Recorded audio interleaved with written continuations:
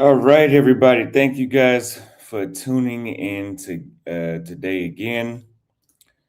We are back with another live stream here in Sri Lanka. And first off, to start, for the people that have already came through, if you guys don't know, we host weekly webinars, and this week, a well overdue topic that we were supposed to do was teaching people how to use ChatGPT the right way. The reason that I thought it is because I am very good at using ChatGPT and optimizing AI to get the results that I want from it, to help me come up with new content ideas, to help me be able to understand negotiations better, to be able to replace people that would otherwise be employees that you'd have to spend thousands of dollars per year, five figure digit thousands of dollars per year to hire. And instead, you can pay $20 or even as much as $200 per month using ChatGPT, and it can do those exact same things. But it doesn't work if you don't know how to do it. And some people, I did a community post, and I've seen some people say some things like, "Why would you need a course to take something that can do everything for you?" Because, dumbass, it's not that simple. I mean, you still, the same way how you had to train an employee, you have to train ChatGPT. You can't just tell ChatGPT to do something and think, because it can. Here's the thing with ChatGPT, it can put out wrong shit and have you looking like a fool. Like it's giving me wrong information that I would have not known was right if I didn't go back and double check it. But there's certain ways that you can prompt it and tell it what to say that's going to actually give you information that won't have you looking like a fool. There's plenty of people that have DM'd me that have asked me for work, that have asked me for many things, and they look ridiculous. They look stupid, actually, with the things that they're asking me to do on some ChatGPT response they got with emojis in it. So if you guys are interested in learning how to do that, I'll be hosting a class this Sunday. If you guys are already part of my membership, which is basically my own version of Patreon, this will you automatically get a link. This is the link to the ChatGPT webinar this Sunday, 1 p.m. Eastern Standard. And the thing with this is it's something that everybody could take use of. Honestly, if you're not taking use of AI, you're being a complete idiot. You need to take advantage of AI before it takes advantage of all of us. It's inevitable. I know some people that are saying like, "Oh, I'm not going to use that. You're contributing to the humanity's downfall." It's like, yeah, but if you don't join in on what AI has to offer, like 2 or 3 years from now, you're literally going to be left behind. I mean, this stuff is killing people's jobs left and right. Luckily, some platforms like YouTube are getting better at cracking down on eliminating the ability that AI is having to just take away our jobs, but that's not going to be 100%. So now, somebody asked, "Do you use ChatGPT voice mode or you text with ChatGPT?" I do both. I mean, oh, you're talking about the voice mode where it actively responds to you in its voice. No, not for stuff that I'm doing seriously. If I'm asking a quick question, something that isn't that important, I'll use the voice mode.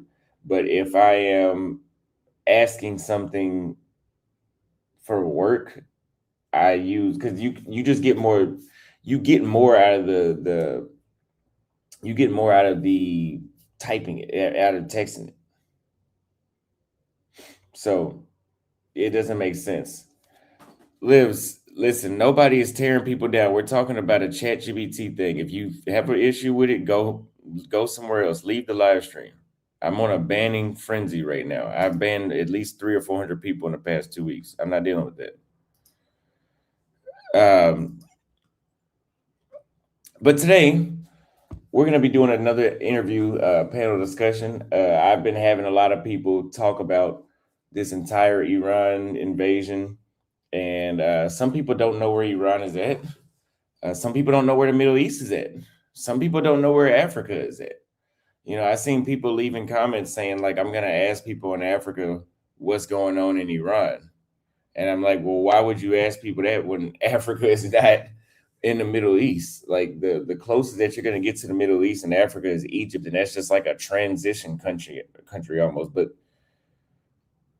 nobody in sub-Saharan Africa is going to have a more valuable word because they're in sub-Saharan Africa over somebody that's in Dubai. Some people are asking me, "Hey, Austin, are you okay? You know, it's probably time for you to go back to the States or come back to Africa." You know, and I was like, "Oh, no, you know, Sri Lanka is like on the other side. It's 7 hours away by plane from here to Iran. It's nowhere near all the conflict." And then yesterday, I seen that the United States sunk a ship, and I'm like, "Oh, wow, you know, they're really getting at Iran's military, their naval force now." And then it comes to find out that ship was just 40 miles off of the southern coast of Sri Lanka, which is where I'm at now. And that is maybe like an hour max away, probably 45 minutes away from where I'm at right now.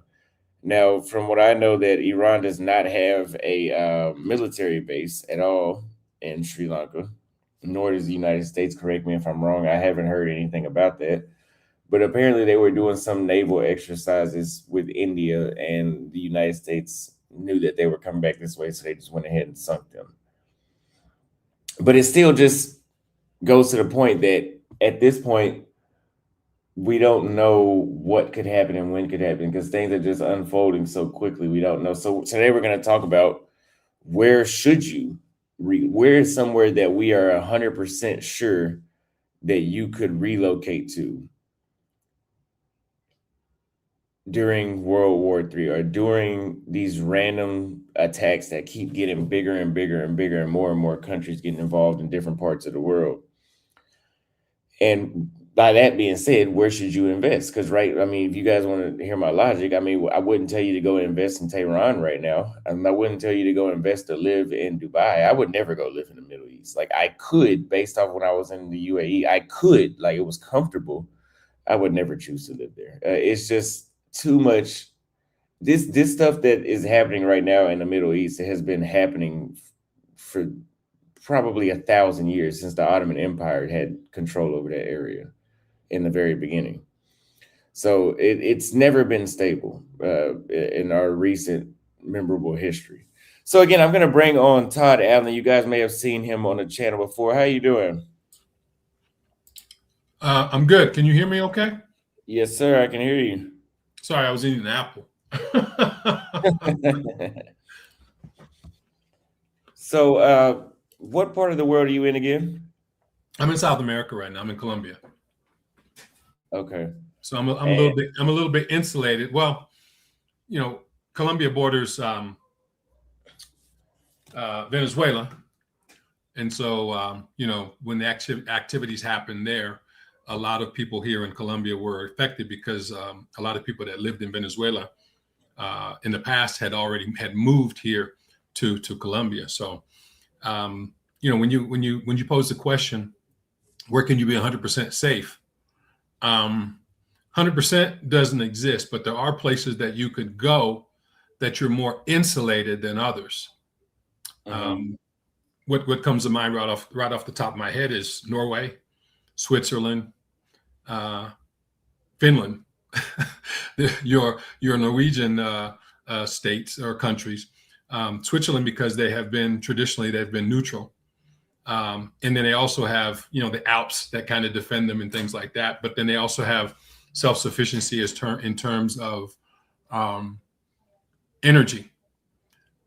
They don't have high dependency on products coming in, such as foodstuffs and things like that. So, you know, the way to take a look at this is to look at it from a decision integrity perspective. In my view, what does that mean?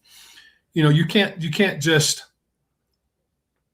look at things from a surface perspective. You kind of got to dig deep. And it really depends upon, you know, the lifestyle that you want to maintain as well, and your values and then things like that. When you know, when elephants are fighting, then, you know, everybody else is watching kind of keeps their distance. You mentioned that it's World War III. Well, World War III is not going to be a direct impact between Russia, China, and the U.S. It's going to be proxy wars. And when I evaluate what's happening here with the United States at this particular moment, what I see is they want to maintain their power in the Western Hemisphere, i.e. Venezuela, control Venezuelan oil, because China was, you know, a lot of people say, well, it's about the oil. Well, yeah, because if the United States is not going to go after it, Russia and China will. So when you look at Venezuela, that was an action in terms of controlling the oil, because if the United States has it, China doesn't have it. Secondly, when you're talking about the interdiction in Iran, again, it could be tied to oil, because again, if China doesn't have it, they can't attack Taiwan. If Russia doesn't have it, then you're going to limit the war in the Ukraine in terms of their ability to interdict war there. Greenland was in play at one point as well, because that is another major shipping line that's coming close from the poles to Greenland. And the United States is playing chess at this particular point. Now, I'm not advocating pro or con. I'm just simply saying you've got to look at how the chess pieces are moving in order to decide how it's going to impact or affect you and your life. I would agree. I mean, you brought up Finland. I could see Norway. I think Finland is still like a risky country just because they border Russia, and during World War II, I believe it was that, and one, they were part of the Russian Empire at one point, so they've always felt the need to try to reclaim them the same way they do Ukraine. Yeah. So maybe that one still could be at risk. But I can agree with what you say too, as far as there being so much of like more so proxies rather than United States, and being declaring war on the major powers like Russia and China, yes, or even North Korea. But I think, yeah, there'll just be a huge number of proxies. We've had proxy wars going on this entire time. I mean, Ukraine is a proxy war. Correct. South Sudan, all that is proxy wars. But now I think that there may be 2 or 3 on each and every continent at some point soon. Yeah. I'm sorry, I misspoke because I'm looking down. I said Finland. I mean Iceland. Oh, Iceland, yeah. Okay, that would make sense. Yeah. So I kind of misspoke. I saw the information that you put out, and so I was doing some research on that. So, I would rank, if you go to the Global Peace Index, the GPI, it consistently ranks countries, right? Mm-hmm. So Iceland, Ireland, New Zealand, and Austria, as well as Switzerland, are among the most peaceful. But when I look at those, I see something very different. Right. The only one that looks like it would be more acceptable to me would be New Zealand. But more people that look like me would probably be more in New Zealand than Iceland, right, Ireland, and Austria, as well as Switzerland. I don't do well in the cold. Yeah. And well, I think New Zealand, the entire Oceania probably would be a better option anyway. Yeah. The challenge with Oceania would be if it's near a major shipping lane, because again, the interdiction is with shipping. What's interesting too, and I'm just going to throw this out here for your listeners and your viewers. This is really a proxy war against Great Britain as well. And what do I mean by that? For years, London has been the financial institution of the world. And so what you see now is the insurance companies, particularly Lloyd's of London, have suspended insuring seagoing vessels that are going into the Strait of Hormuz. So by them suspending insurance, that cuts their premiums, that cuts their ability to gain income through shipping, especially through the Strait of Hormuz. But what was interesting is that the president of the United States said that they were creating financial opportunities for vessels that, if they needed to be insured, that the United States would insure them, and also that they would have a naval escort to go through the Strait of Hormuz. Iran was a chokehold point for the Strait of Hormuz. And one of the things that was interesting was going after their navy such that they could not do interdictive activities in the Strait of Hormuz. And so there are multiple things that are taking, in my view, there are multiple things that are taking place. And when I use, as I said, decision integrity, and I kind of take a look at things from a 1,000-mile view as opposed to up close, you can actually see the board and how the chessboard is moving. Remember months ago when the president went to what we call the Middle East, and he got a lot of financial contracts signed and delivered to the U.S. months before this action. And in his first term, he was talking about how Iran was a sore point for the United States. So again, it's not just a single foreign relations strategy. I Mm-hmm. believe it goes a lot deeper. It's 4 or 5 plays ahead, and especially when in the United States, every 2 years there's a midterm election. So, and I believe, and one of your listeners can correct me if I'm wrong, there has never been a wartime president who has lost a midterm election. Now, I may be incorrect in that, but I'd have to go deeper and do a little bit more research on that. But I think it's quite interesting. I think that I never even thought about that. I mean, that sounds right to me. We have somebody else in the back, I think, that wants to chime in as well. Okay. Now, I've always in the previous, I don't know if you were on the panel we did in 2024 over this topic, whenever we were suspecting there might be some conflict, but now there actually is conflict that could lead to, more global proxy wars, as you said before. And you brought up Switzerland.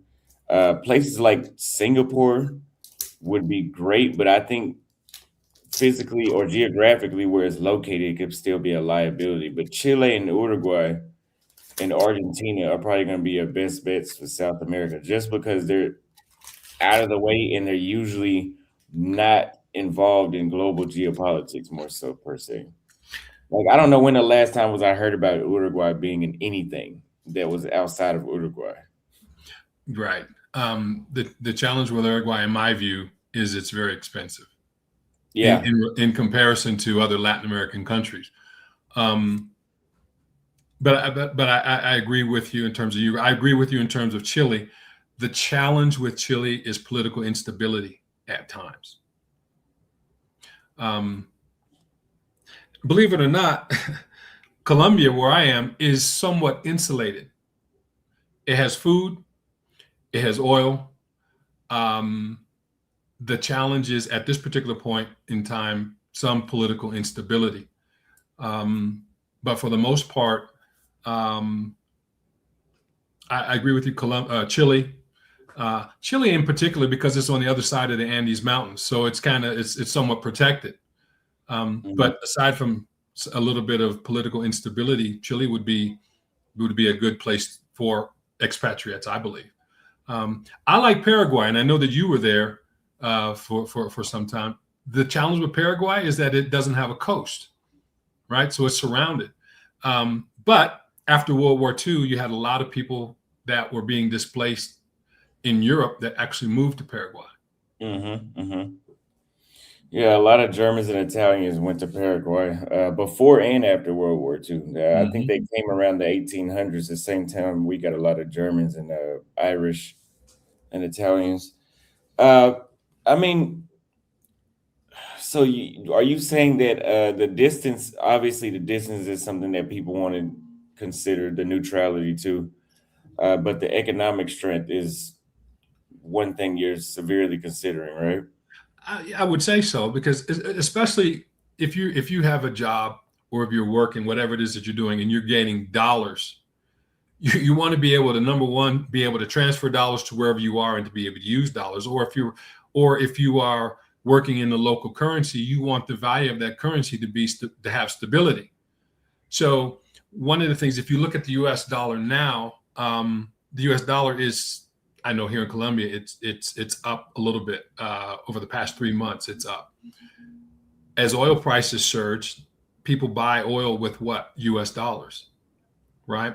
And so I think the oil price in the United States, I think it jumped up like 40 cents or 50 cents in one day, like the price of gasoline at the pump. So, Wow.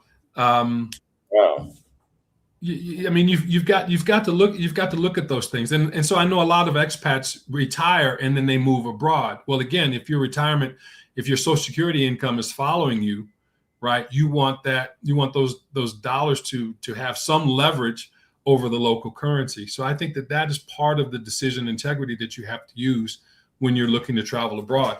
And I also know that a lot of people say, oh, because we're at war, you need to come back home. Not necessarily. Because everybody in the world lives somewhere, But to say that because you're a U.S. citizen, now you need to come back to the United States. I mean, other people around the world are living fine, even during wartime. So it's how you manage your lifestyle. It's how you, if you live a bombastic lifestyle, yeah, you're going to attract attention. But if you are ingrained in the community, right? Like what we do is we have a youth soccer team. So what we try to impact the community by impacting youth in soccer and trying to be motivating to them. But we keep a low profile in terms of the style, in terms of lifestyle that we have. So that is one of the ways that you kind of insulate yourself, I believe, and protect yourself, is by being part of the community and acting as an insider and not as an outsider. Okay. I mean, I guess I can see that as well. So do you think that, I mean, yeah, a lot of people do say that you need to go back to the United States, but I don't think the United States would ever get bombed or anything like that. But what about going to another NATO country? I mean, is it actually unsafe to be in the alliance countries, on our side? Well, again, it's just proxy, it's proximity, right? And you Okay. have to take a look at, the agreements that you have. For example, you could be in a NATO country, and the NATO says that if one country gets attacked, then all of them are involved. I mean, if you look at what's taking place with this certain action in Iran, you see that France is now entering into it. Spain is catching the wrath because they wouldn't allow forward basing. The UK was being criticized. The prime minister was said not to be like Winston Churchill because he denied forward basing. So even though that you're talking about NATO aligned countries, all of them have some complicity to aid and abet those people that are part of that NATO community. So, for example, Qatar, they're not at war against Iran, but they have U.S. bases, so they were bombed. I don't know if Dubai was hit or the UAE. One of those Yeah. was hit. Right. Yes. You mean the Dubai's in the UAE? Okay, yeah, okay, and they got hit. So, it's sort of like when there's a war and you have superpowers that can interdict power at any point and location on the face of the earth. What would be, you want to put the probability of safety in your favor because there's no 100% guarantee. Okay, what were you about to say, Jody? It sounded like you about to intervene. Oh my. Huh? Am I coming? It's breaking up a bit. Check 1, check 2. Coming in. Yeah, we can hear you. It's just breaking up. All right. I'll be back. I'll come in on the Okay. back.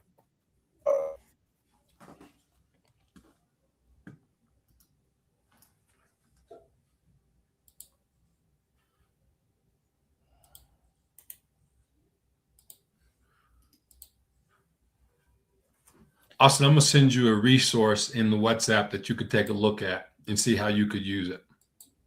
Okay.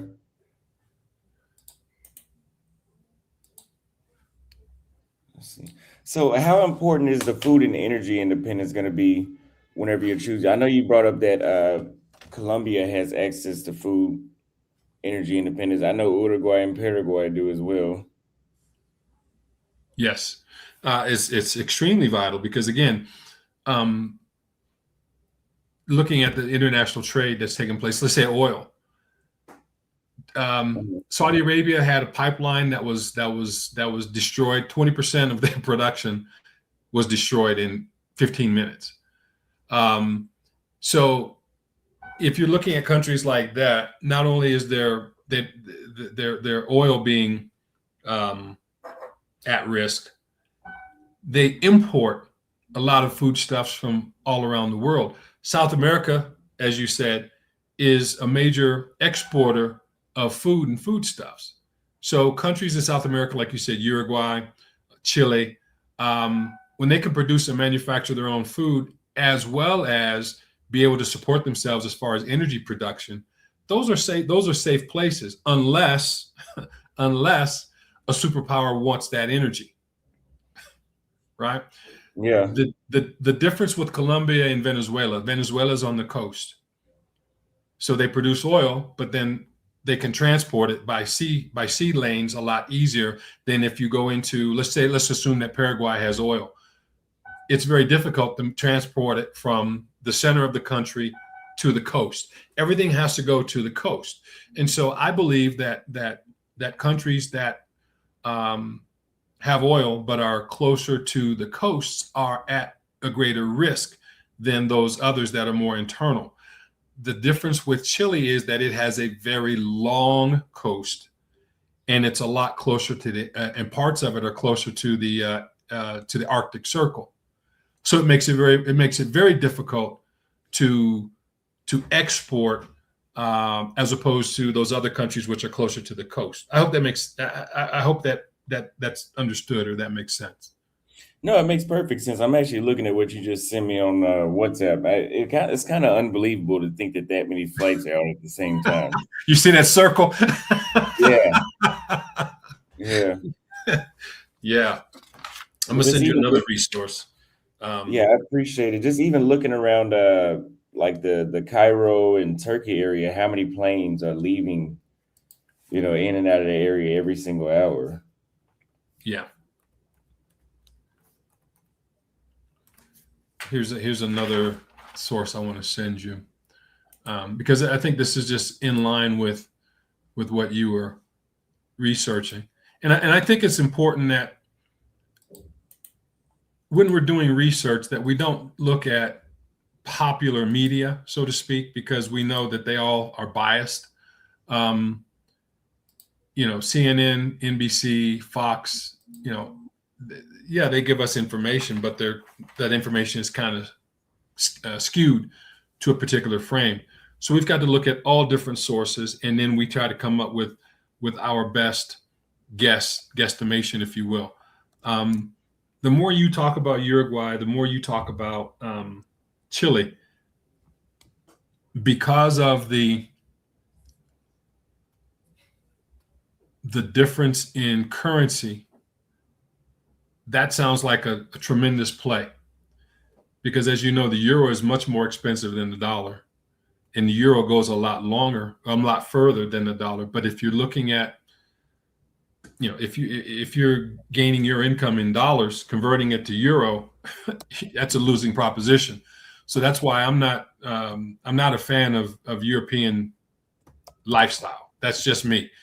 Although some people talk about Portugal as being an affordable place to live. Again, Portugal is uses the EU. So what is going to happen to the EU long term if the US continues on this particular type of foreign policy that they're implementing? It's quite interesting, because if you look to see what's taking place politically, you see that countries around the European Union are becoming more and more aligned with the United States, and Europe is being less aligned with the United States. Even when you talk about the recent dialogue between Spain and the United States, where the United States is now threatening not to do trade with Spain. You've never thought about that. Never would have thought that. Huh? Yeah, I said I never would have thought that. Never would have thought that. Because everybody was, close in line, but this elite world order is being challenged, and it's no longer business as usual. And there's a lot of uproar and a lot of angst, about it. And that's what happens when you have business people running countries as opposed to politicians. Mm-hmm. Well, I would argue that all the politicians are business people at this point. Well, they're trying to be. They're trying to be. But see, when you have, let's take Singapore, for example. Singapore, I think I'm getting this country correct, and correct me if I'm wrong. I think that they pay their president or their politicians well, so that the chances of them being bribed and bought are less. Correct. And when that takes place, when a person can't be bought, then they're more in line to make certain choices and decisions that have higher levels of integrity, and they're not doing back office deals so that they can ingratiate themselves. There's I'm going to send you another website. I don't know, you've probably heard of it. It's called I just lost it, but it's a site that you can go to that you can actually see how much money the congressmen in the United States actually make. Opensecrets.org. Opensecrets.org. Let me put on an intermission for 1 second, Todd. Okay. Are we still live, or am I here by myself? Yeah, we're still live. I'm about to put up a different screen. 1 second. Oh, okay. Yeah. And I can't see.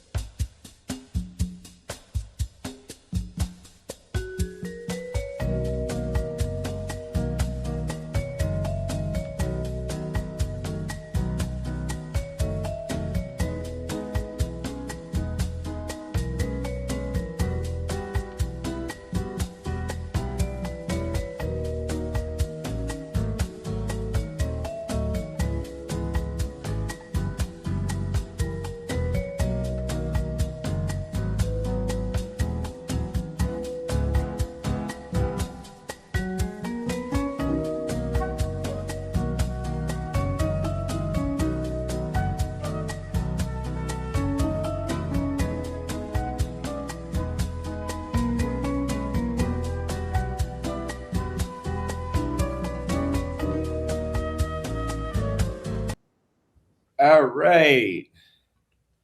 Thank you for waiting. We are back. When I had some issues. So you sent me the opensecrets.org and you said that it helps them. I mean, it helps you basically. Uh, it helps keep the transparency about the salaries of the U.S. politicians. Yeah, that's primarily for the U.S. politicians, where you see, where's the money, where the money at, that so to speak, and so that kind of gives you an idea. It kind of gives you an idea of who supports them as well, because you remember during COVID, many politicians were supported by the pharmaceutical companies, and so guess everybody had to take a shot, right? So. What's kind of interesting is that how is it that people can become millionaires and they're making $140,000 a year? And in 4 years, 5 years, they're multimillionaires. I don't know. So people can make their own conclusions, but one of the biggest money makers in the world are politicians. Yeah. I should have been a politician. I think you're doing well with what you're doing. Yeah, they have this app called Kalshi that allows you to bet on predictions of who's gonna win the Senate and all that.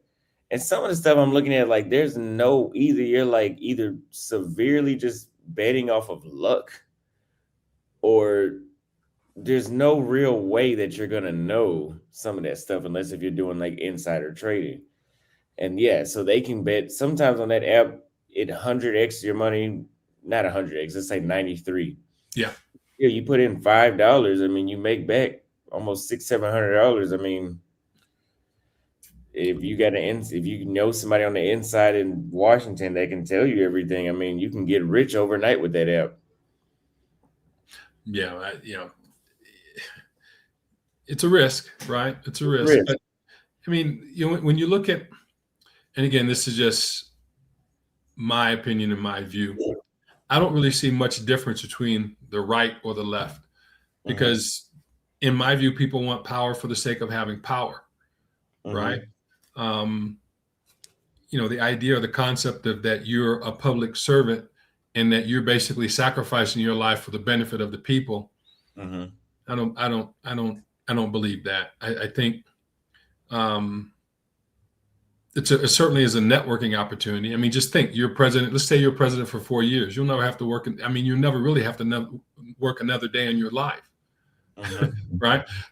In the U.S., for example, people in the House of Representatives, they have to run for re-election every 2 years. But if you're a senator, right, it's every 6. But after 5 years, you're vested for life. You only have to win one time. I didn't know that. So, I mean, there are 535 people in Congress. 535 people in Congress, right? One president, 9 jurors that have until they die they're in the Supreme Court. Yeah. So, it's 535 people cannot make a decision.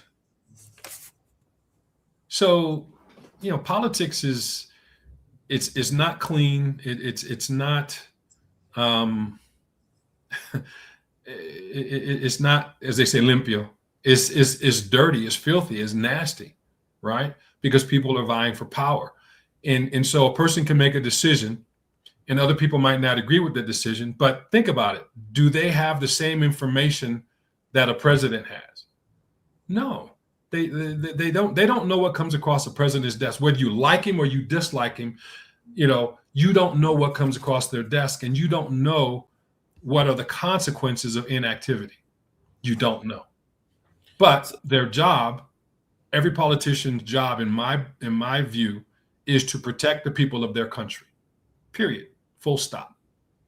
So let me ask you, we all know that the United States, many countries around the world, they intentionally start these wars because they have things like the revolving door, where somebody that worked in the military in a high-ranking position, now is the CEO of a major, like something like Lockheed Martin or something like that.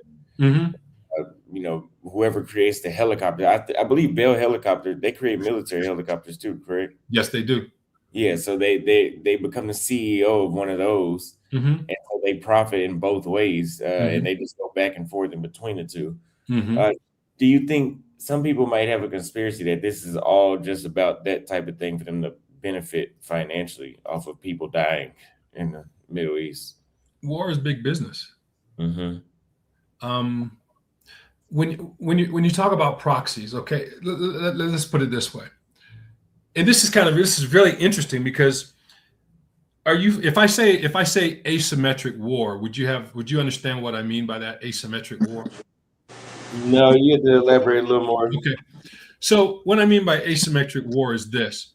It costs the United States $1 million per missile. Right? It costs Iran $30,000 to create a drone. So what you do is you make thousands of drones at $30,000 a pop, and you send them towards the United States or towards an enemy, right? And so they have to spend millions of dollars to knock down $30,000. They're going to run out of missiles of $1 million before you run out of drones at 30,000. That's called an asymmetric war, right? I see. Okay, $50,000 for Iranian drones. I stand corrected. So here's the thing. It's an economic fight. It's a cost war, right? And so it's not a matter of who. It's not a matter of who wins. It's if I'm not a player now, but if I can put myself in a position where I come to the table and now the powers have to talk to me, then I've won. And that's what it becomes more of an issue. Because remember, Iran and Iraq were at war for like 9 years, Mm-hmm. right? And at one time, Iran was a friend of the United States when they had the Shah of Iran because we controlled their oil, the oil production. And then at one time, Iraq was a friend of the United States, right? So it becomes a seesaw, and these places become different spheres of influence at different times.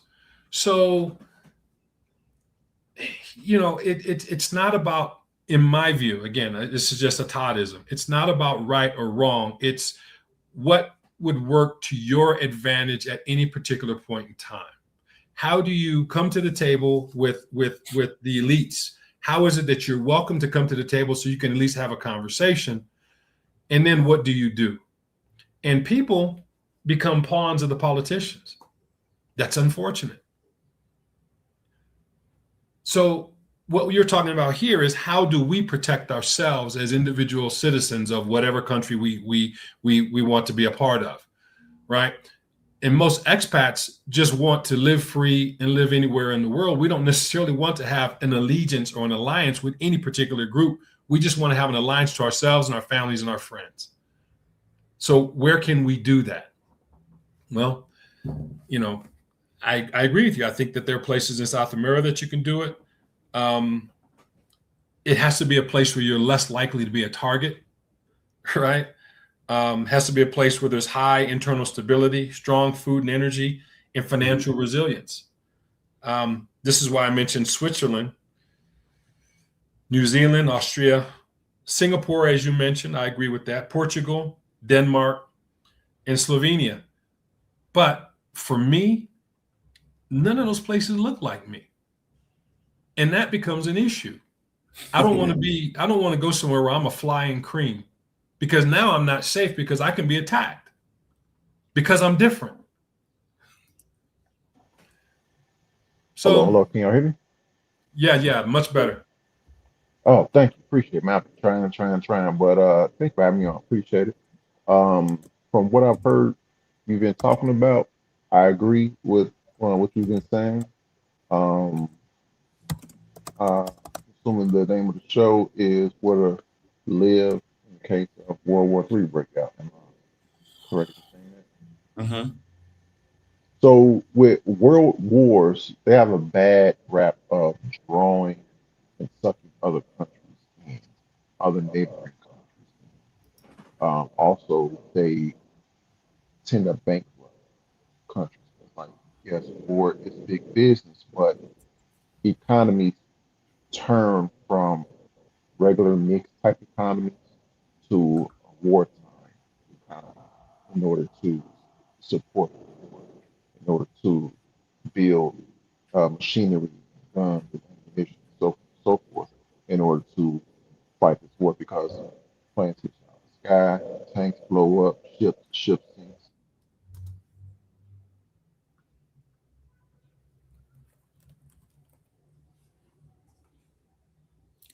Hello. Oh, hold on.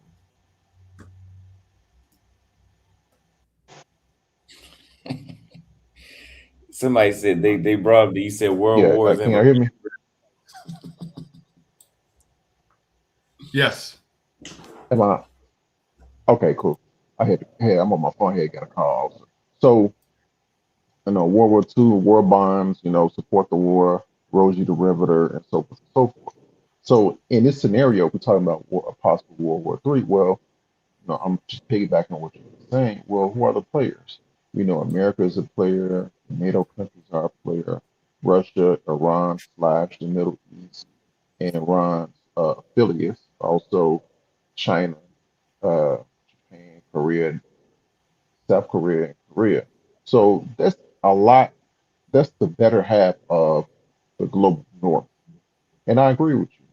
A lot of the European countries, I know a lot of guys want to go to European countries. But the bulk of the European countries that these guys want to go to are NATO countries. And like you said, with Article 5, if one NATO country is attacked, other NATO countries have to be involved. So now you're looking at, okay, now you got to look out for yourself. You don't look like the majority of the people. And when wars are fought, you do have a negative, uh, you do have a negative emotion running through countries because a lot of people are not paid. People are now being recruited, dragged into wars that they don't want to fight. Things are negative.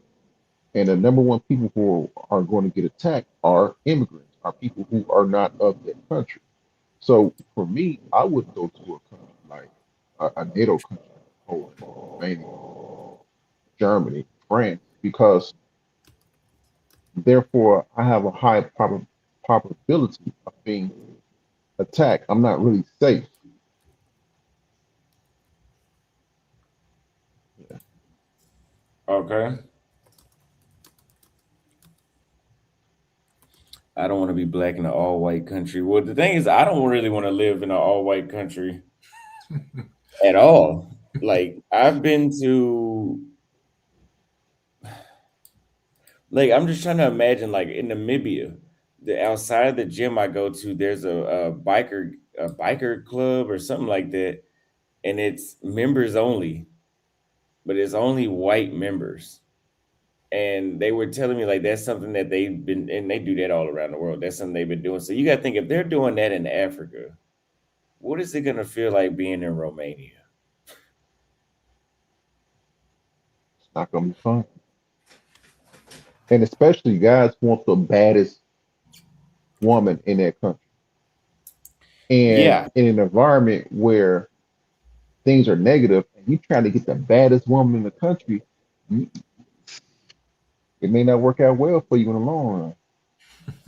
again, I'm in Africa. Well, I was in Africa, and even in Namibia, Kenya, it's not really an issue compared to other places I've been to. Like the best places to date as a black man, a black American, is in South America and Africa. Outside of that, maybe Asia's okay too, but outside of that, like it's too much stuff that comes with it solely based off of your race.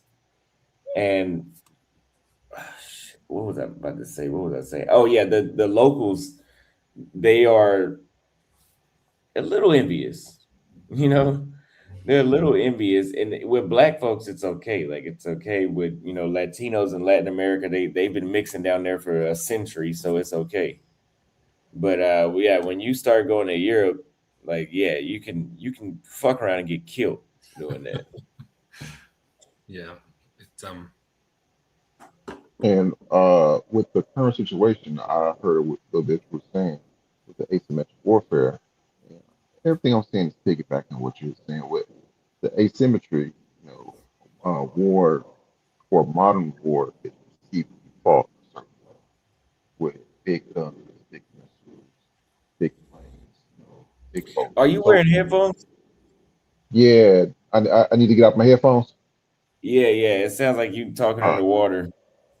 Hold on, let me get out the headphones real quick.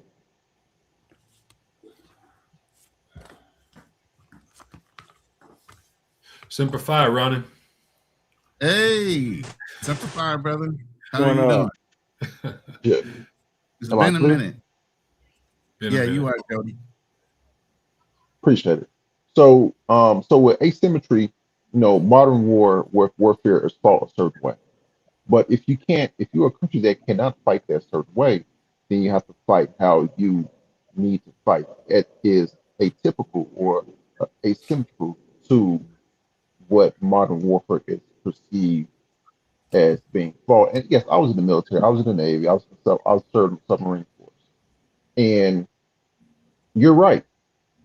You can't afford to continuously build and shoot these Patriot missiles, these other interceptors at a million or 4 million.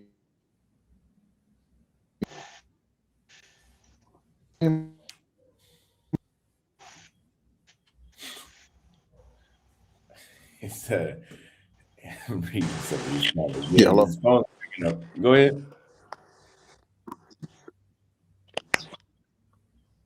Yeah, my bad, man. This Bluetooth is killing me, man. Yeah, So it's a lot better. America's going to run out of these interceptors.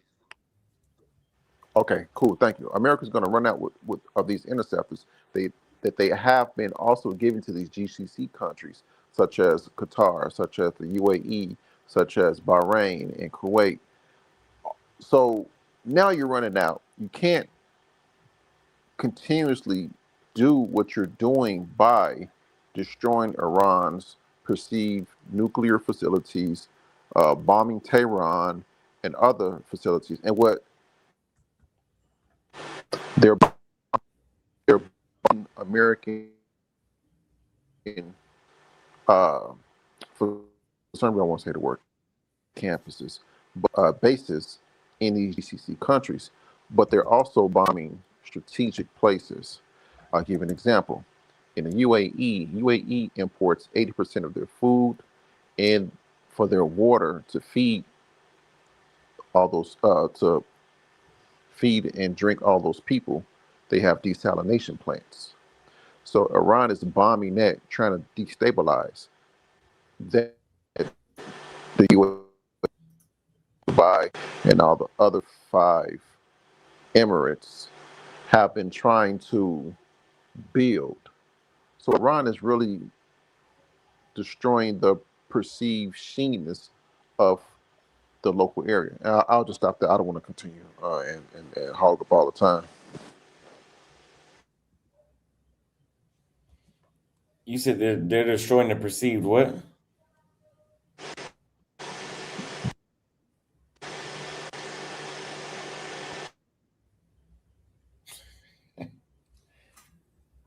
Goodness.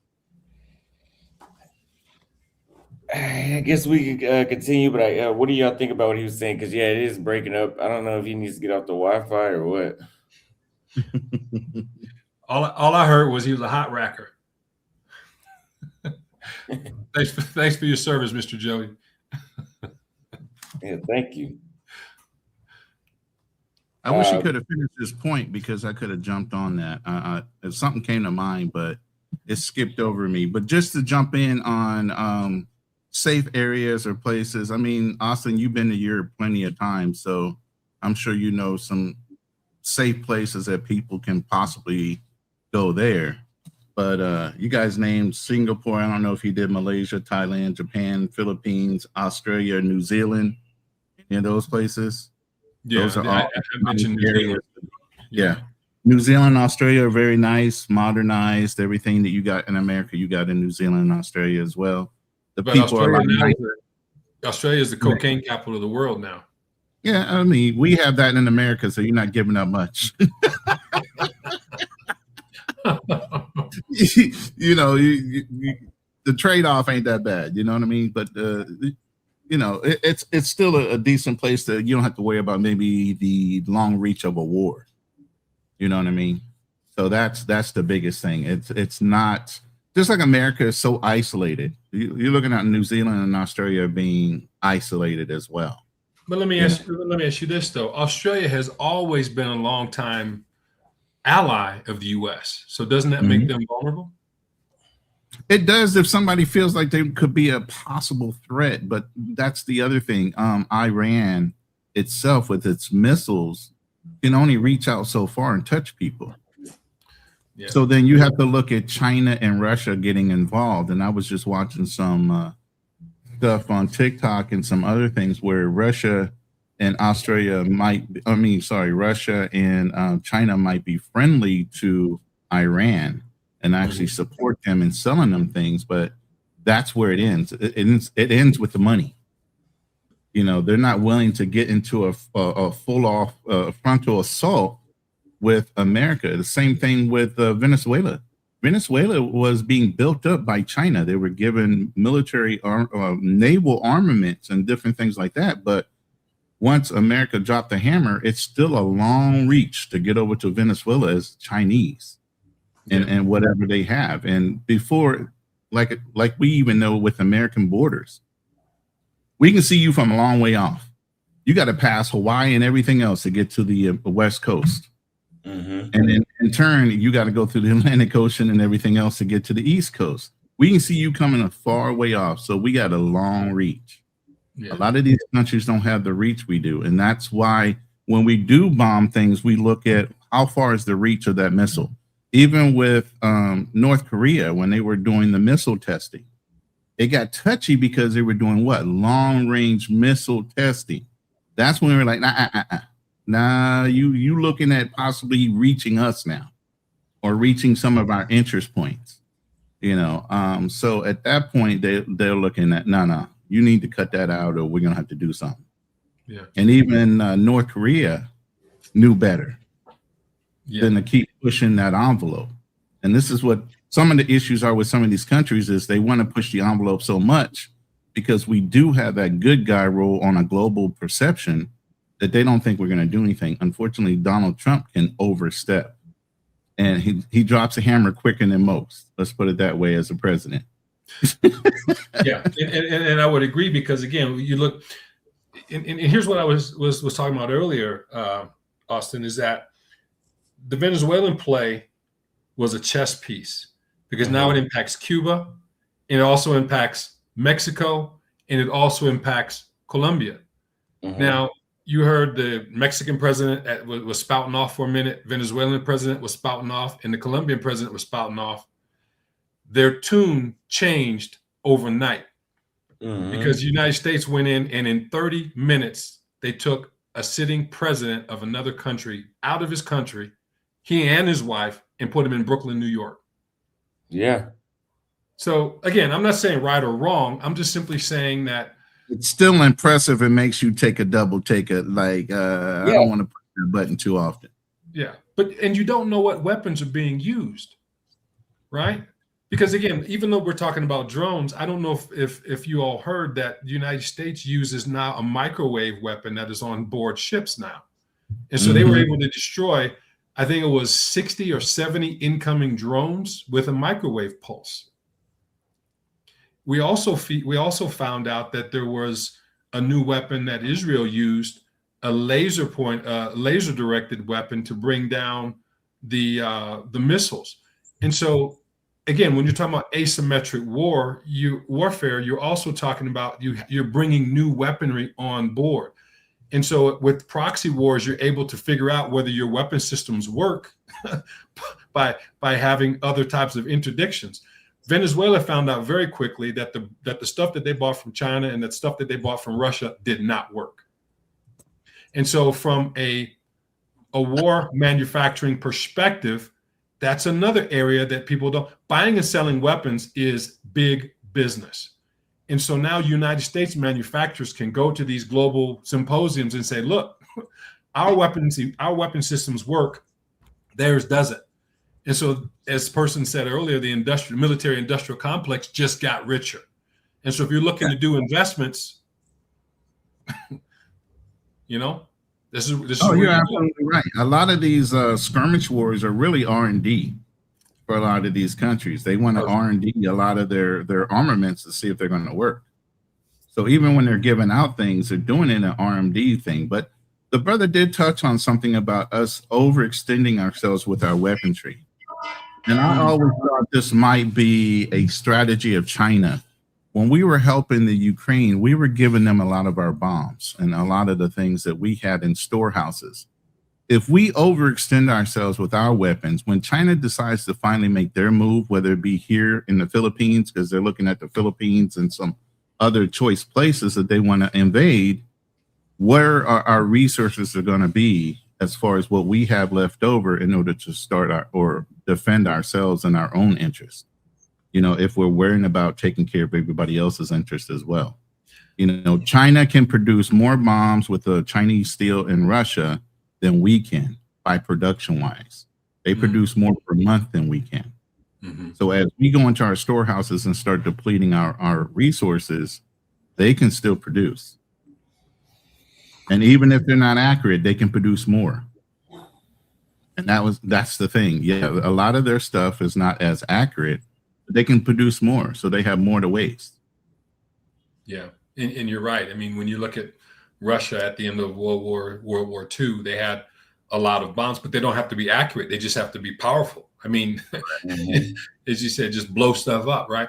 Which brings me to a point that you make. One thing we never discussed is Guam. Yeah, I don't like to mention them that much, but yeah, that's also one of our cases. Yeah. Why don't you like mentioning Guam? Because it's a hidden gem. I don't want a lot of people to know. Guam is almost exactly like Hawaii. Literally, looks like it, feels like it, everything. And they look like us. It was even bombed too before in World War II. They have ship memorials too because there were ships right there in Guam. Yeah. So as we pulled in a port one time when we were on float into Guam, it looked like we were pulling in the port of Hawaii. Literally. Yeah.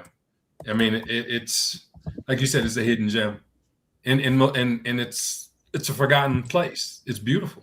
Mm-hmm. I literally had a Guamanian in my unit, so I couldn't figure out this kid could drink. I'm like, what the fuck? This kid could drink his ass off, and this is when I was real young. So we finally pulled into Guam, and I saw it was a U.S. territory, all this, but the alcohol there was dirt cheap. I said, now I understand. Your ass has been drinking since you were a kid, and the alcohol is so cheap, y'all just got used to drinking it faster. Yeah. It's insane. Also, I want you to go to Guam, man, so you can do a report on it for us, bro. Yeah, I've been meaning to go to Guam. You definitely. Yeah, I think on the way back, whenever I'm going back to the States here in a couple of months, I probably could stop there on the way back. Yeah, I would love for you to do that, man. I live vicariously through you, man. I'm just letting you know, man. Yeah, that's why I'm back on the road now, man. I'm trying to decide, am I going to go back to Africa from here or no, I'm not actually. No. I'm trying to decide if I'm going to go to India. Ooh, that's touchy, bro. It's going to be hard because how are you with extreme circumstances, really? I mean, like comfort level, all that stuff. How are you with, not having a lot of amenities? I mean, I could deal with it, but my main issue, I can deal with bugs to a certain degree. I could deal with blackouts. It's annoying as hell, but I could deal with it. I could deal with the water going out. Not really, but I could deal with it. I've had that issue, and it was like, okay, I can't even take a shower unless I go buy some water now. But I can't deal with sanitation. Mm.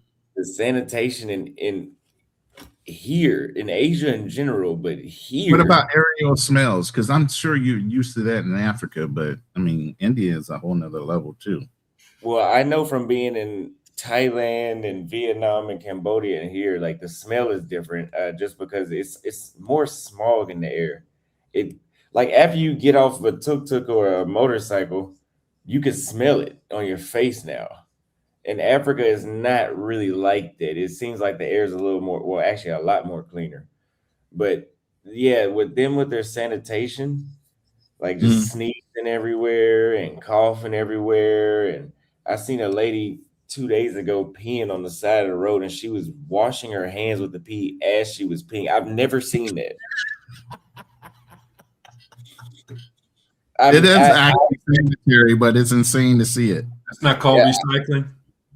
yeah, I don't know. I wish I would have never seen it. Multi-purposing. Yeah, but she did that, and like again, they'll do stuff like that and just go straight to the kitchen and make your food. No hand washing, nothing. Uh There was so a question in the chat. No more Z. no. I'm trying to get her to come with me now. Yeah, Yeah, I'm trying to get her to come with me now, but that's she the has a whole job. idea. That's the whole idea for you, Austin, is really living vicariously through your lady, because you've experienced a lot. For her to be able to go with you, she's going to be experiencing a lot of things brand new, never done it before in her life. You Yeah, know, yeah. I'm so happy for you, bro. Thank I'm so you. happy for you. Yeah. Yeah, I just gotta talk to her parents and all that to be able to get her to see, travel. that's why I already know you got a good lady. You're already going through the family, bro. Yeah, That's the key right there. If you know you're with a woman that has good family morals and values, and the family actually cares about her, you got to go through that family. yeah, for sure. Yeah, it was a pain in the ass getting her to Nairobi. You know, it was a lot just doing that. So to be able to take her with me several countries, yeah, I'm gonna have to do that. Well, that's an interesting choice of word. Pain in the ass. Why was it a pain? Because This I'm is just something. used to, Yeah, it's like, if you're dealing with an American chick, you're like, hey, just meet me over here. And as long as you buy the ticket, they going. Okay.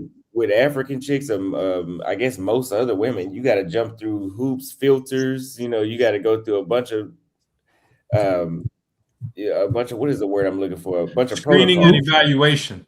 yeah. Yeah, yeah, most definitely. I mean, that's a good thing, because I mean, when you think about it, I mean, what a father wants to put a prospective suitor through screening and evaluation to make sure that his daughter's going to be As safe. they should, as they should. Yeah, That's a sign of a good quality family. I'm just telling you.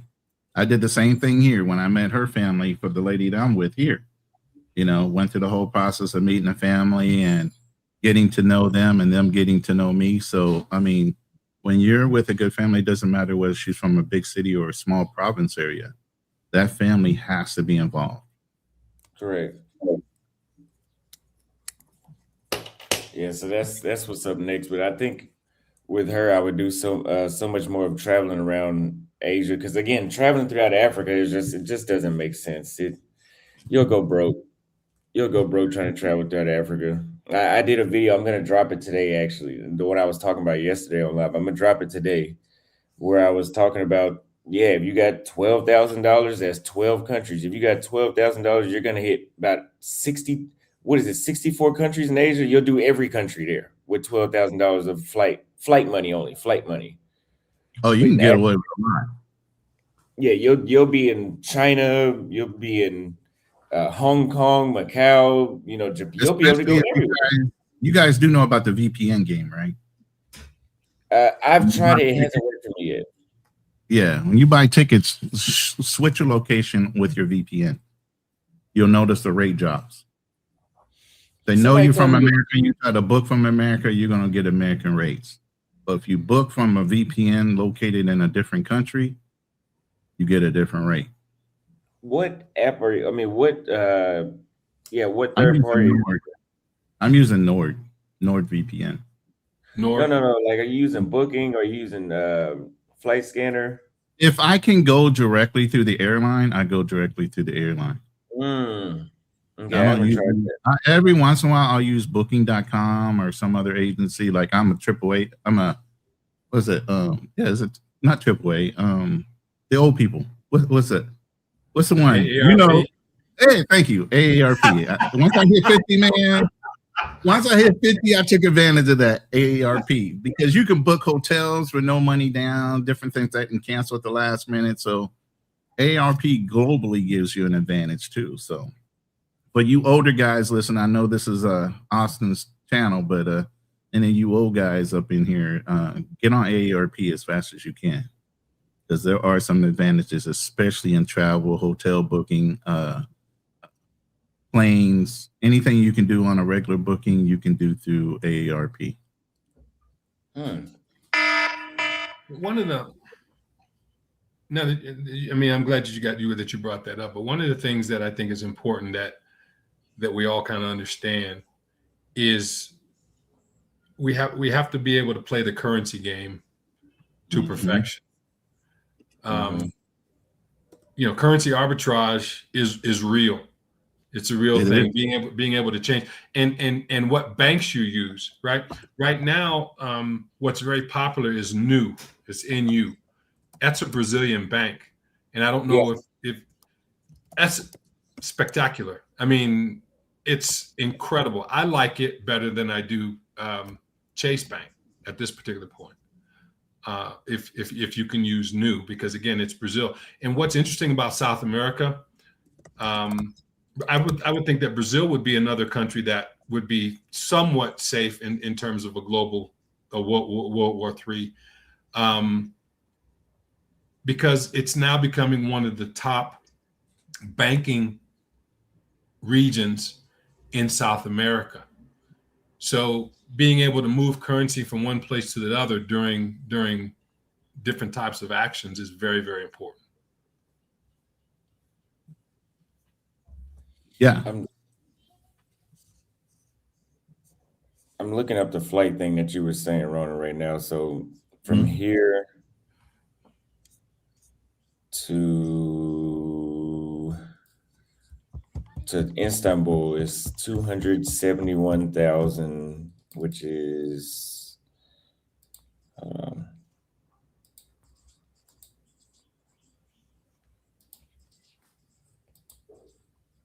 $873. And let me try what country do you use for the VPN?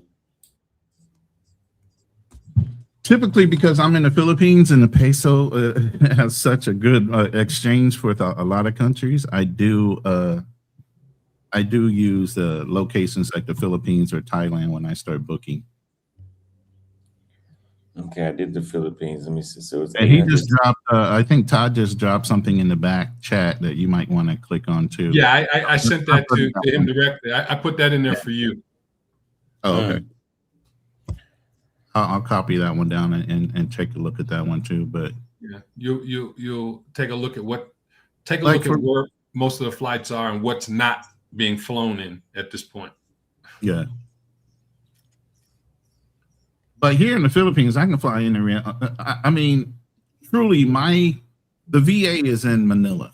I live a 50-minute flight away from Manila. I can hop on a plane at least twice a day with planes coming into where I'm at. I'm 5 minutes away from the community that I have a lease with in the house. I'm 5 minutes away from the airport. There's 2 flights out a day, 2 flights in a day. One from Cebu, one from Philippines Airlines.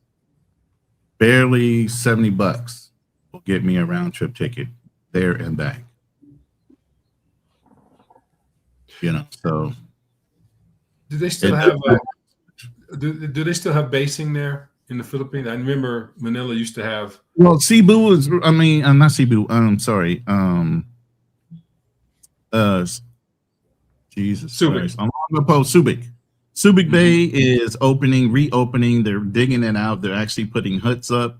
They're building or revitalizing some other bases. They haven't mentioned whether they're going to open Clark, but because of everything that's going on with China, Obviously, there are Marine and Navy bases opening back up. I don't know about the Air Force, if they're just going to use the naval aircraft carriers for that part of it. But China is building their own little islands all the way out into the national shipping lanes over here, and there's always an incident of Chinese like Coast Guard running into Filipino ships on a regular basis. So we have sold them.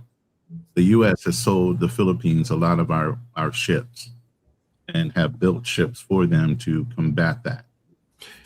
And that's another reason why you have to play in Iran. That's another reason, because because China is trying to colonize the North China Sea. They're trying to, like you said, they're building their own islands, but they need fuel in order to do that. And so they were buying at least 55% of their oil that was coming from Iran. And so now if you cut the production from Iran, and then you also have better relationships with the other Middle Eastern countries. I think it was the Abraham Accords was one of the things that was just created, I think, about a year ago or so. All of those different things are, again, playing chess as opposed to playing checkers. And I'm not saying I agree with it or disagree with it.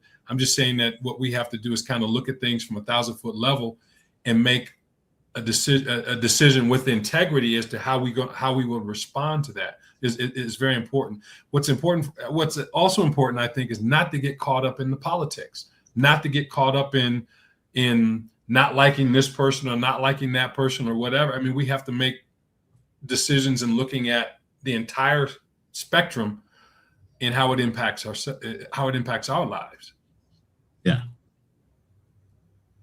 He said nobody's checking for South Carolina. Yeah, I've seen that. I mean, America's America. And I say this all the time on my lives, and me and Fearless host a couple of shows together. And the biggest thing I say is, even though I'm here right now, I'm not staying here. I still plan on going back to Texas and leveraging my advantages as a veteran and buying land there. So I will have, multiple locations globally that I will be able to go to, but I'm not turning my back 100% on the United States. There's too many advantages as a veteran. I don't pay property tax in the state of Texas. So once I own the land, it's not like they can come and reclaim it, because, the biggest thing is, even though you own land, you don't really own land because you're renting it. You got to consistently pay taxes. You have a loyal title in Texas? Huh? You have a loyal title in Texas? Well, I don't know what the title is called. No, see, that's the other thing. When you buy land in Texas, there's two titles.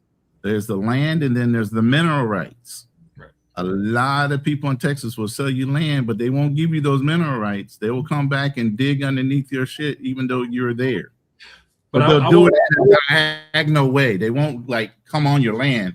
They'll come just adjacent to your land and dig up underneath where your land is. Horizontal, yeah. But I just want to be clear. You're not simply saying United States. You're saying Texas, the state of Texas.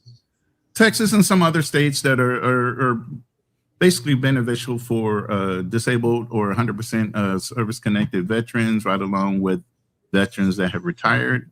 They extend certain benefits. You don't pay property tax. You don't pay state taxes.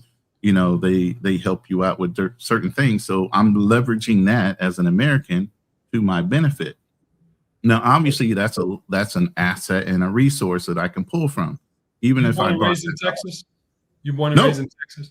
No, I'm a Baltimore, Maryland dude, man. I'm from the DMV. Okay. But originally I was born in Baltimore, Maryland. I've lived in about 15 states before I decided to leave. But you're a resident of Texas.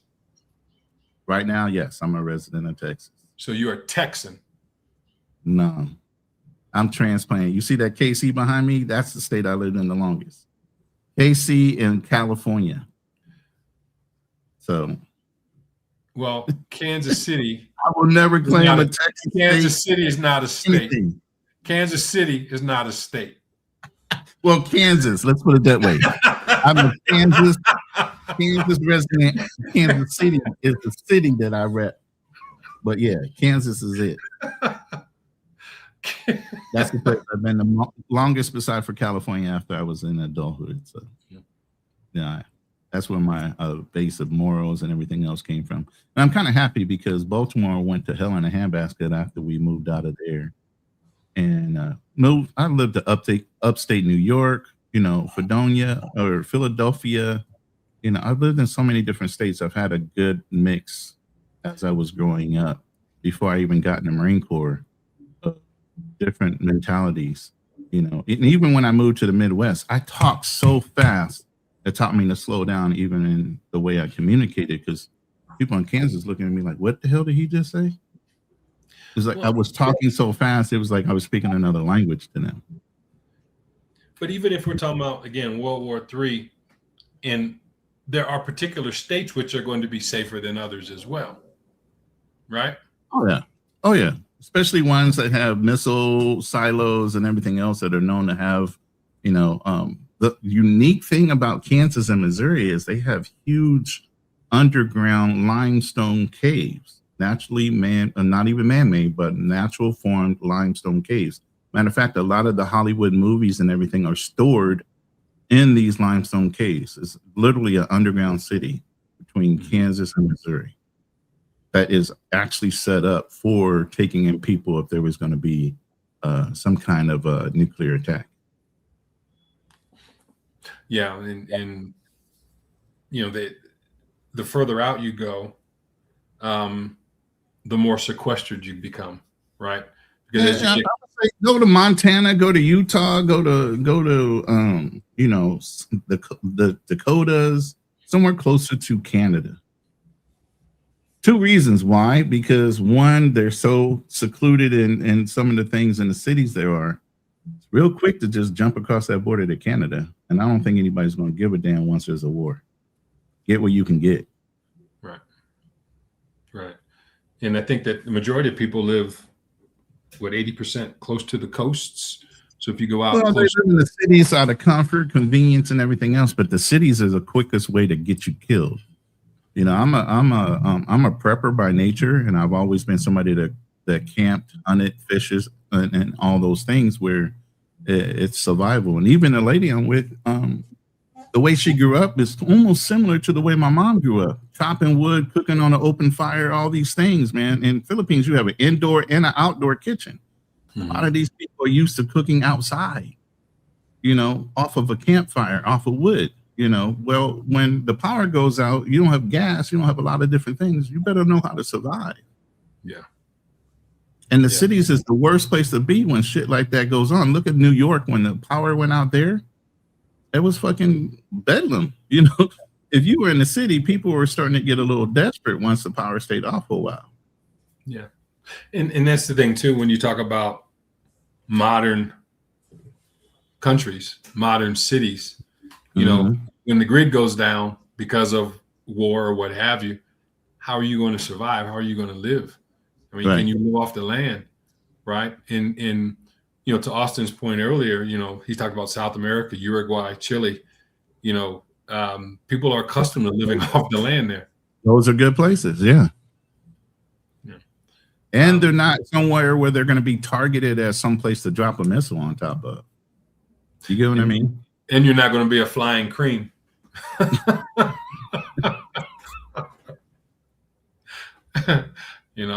Someone says actually, Ronan, the cities are the best place. Military would go there to protect the money. Out in the countryside, which is, I lost it. Yeah, but you're only going to be able to stabilize an area for so long with law enforcement and everything else, because then it becomes self-preservation and survival. A lot of the unity when it goes out the window once people aren't getting a paycheck. If it gets to a point where there's EMPs, there's no money, and you're really on a barter and trade system, where's the loyalty as far as being a cop? Now it becomes who's the strongest, survival of the fittest, who has the resources. People might save, maybe have bullets and everything else, but they never trained to use a gun. So then those are the ones they hit up in the city. They take all their armaments. They're dead. You got all their resources, and now you're just trying to conquer certain areas that you can hold on to.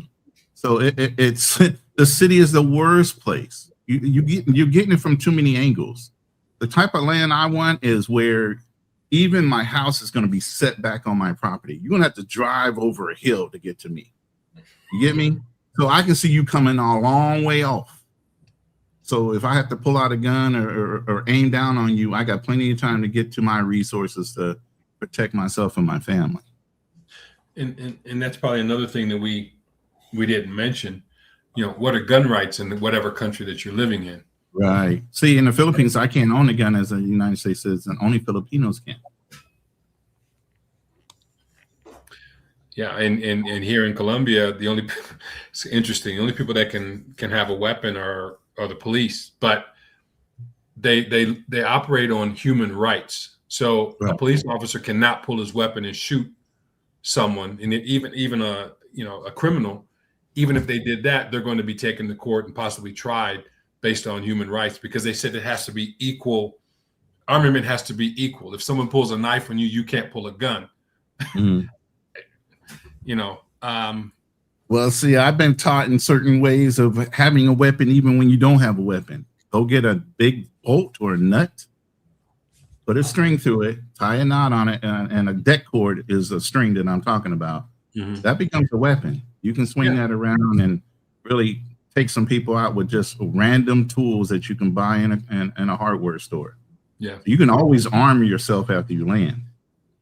Yeah, in certain ways. Yeah, but I like pistols. Oh, I mean, given a choice. I mean, come on now. I like reaching out.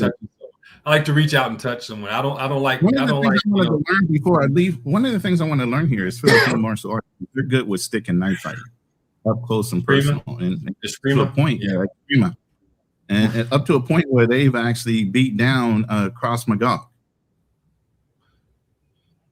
Really? Yeah, they're actually already known as being better than Cross Magog because their techniques change. Just like Cross Magog is a system that was built by the Israeli martial arts or Israeli fighting forces. Special forces, yeah. Filipino martial arts has been passed down over generations of trial and error as well. Now, Marine Corps obviously has their own martial arts that is also being translated the same way, but Filipino martial arts has been around for a long time.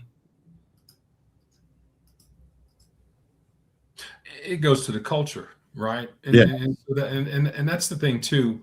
When you're looking for a place that you can live during, war or when bad things are happening, you have to take a look at the culture. How do you blend into the culture? Because again, like we said earlier, if you stick out like a flying cream, you're not safe. Right. You're just not safe. And so I wanted to ask you then too, in terms of blending into the culture in the Philippines. I'm 6'2", 285 pounds. So I'm a big ass Filipino. Let's put it that way. But I'm telling you, when I was here, when I was younger, I used to have a lot of older Filipinos. They would speak Tagalog to me because it looked like I belonged here anyway. Okay. Matter of fact, her family is darker than me. They're part of Igorot and other things as far as their culture. The Visayan, their skin tone is different. And Filipinos, because they were colonized by Spanish, also dye their skin out of shame or not being proud of their melanin. Plus you have the Eta people who are one of the strongest indigenous people by genetics, even stronger than the Aboriginals of Australia when it comes to their lineage, their genetic traits. But I blend in here. It's not a problem with me blending in. I'm a bigger dude, but at the same time, my skin tone and everything else, I'm not that noticeable. My truck has smoked windows on it, so you can't tell if I'm driving or my father-in-law would be driving the truck. You get what I mean? So at that point, it's you pick and choose your battles. But I have a 4-wheel drive vehicle here that I just brought, and it's smoked out, so you would never know. And even the identifiers on there, I put the Filipino flag on it, so it looks like a government car because a lot of Filipinos can't own certain type of cars. It just costs you. So even with that, I put like a Filipino flag on both sides of the front fender, to kind of make it look like it's a politician's car. So people look at it and they kind of step away from it more so than wanting to approach it because they don't know who owns it. So usually the politicians don't have police escorts? Not really. Not like you would see like in the movies, unless they're really like actively in service, but you know, a lot of them try to go low key more so than you know, Yeah. bolstering themselves. Like here, I mean, you a politician, But it's you got look, at least this here's the thing, and it's funny because they have so many trikes, so many motorcycles here, kind of like a lot of the Asian countries are. A lot of people don't own cars or even Right. trucks right. or trucks that are of a certain type. So my lady and her father, they'll ride around on the trikes and stuff. She has her own trike and different things like that. So when they ride in the trike, they notice the difference. The guards and everybody will look down to them, kind of snub their nose at them. They drive my truck. All of a sudden, it's yes sir, no sir. This is a classism thing too. So if they see you riding in a certain vehicle, then it's something. Then if you're riding a truck, you're just a normal person that might be poor. But if you're riding that truck, it's yes sir, no sir, because they know most of them can't even afford that truck.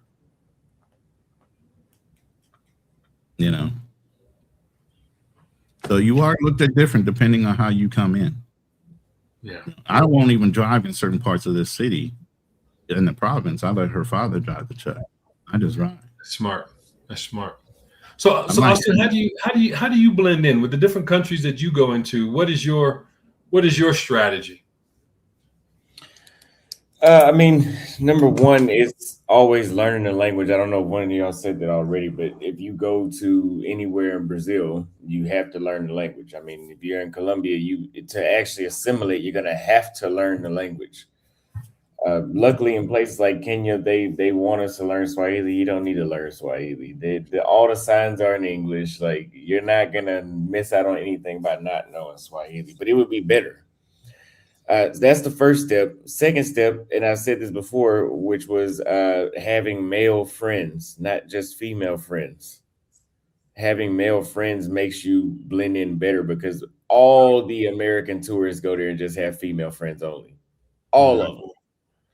So having male friends instantly sets you apart and puts you in different scenarios that you wouldn't be in otherwise. Meet different people that you wouldn't meet. You know, new opportunities, everything else. I mean, women can only present so many opportunities. So, and I mean, I haven't done anything like you've done, like open up the, what did you say you say football? Yeah, I have soccer. I have a youth Soccer. soccer team. Yeah. Okay, yeah, you have a soccer team. I don't have anything like that I've done. But I've been to Kibera. I forgot what that area was, somewhere far out west outside of Nairobi, where the guy Troy that I hang out with, he's very involved in those type of community services and stuff like that. And I've done videos with them.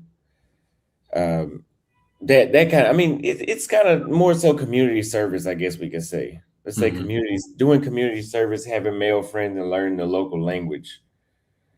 And actually exploring the city and not just hanging out. For example, if some people go to Medellin, they'll just stay in El Poblado or whatever the other one is, rather than exploring the entire city. Yeah, it's good to be ingrained in the community. Here's the thing, and I don't like talking bad about countries, because especially when I'm here. If you stick out too much, then you become a target. So even if you're in the community and doing things, like my lady does community service, she works with the orphanage that was here. She was always going up in the mountains and dealing with the ECTA people. So we'll be going up there doing something with them over the spring and summer. You know, but at the same time, you want to give, but not too apparently. If you can go through your lady to do it, then do that. But also, like you said, it is good to have a good circle of friends.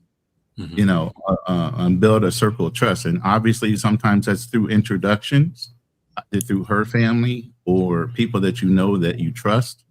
But you do still have to be leery. You are still top 5 to 1 percentile of earnings in a country, in some of these countries, as an American.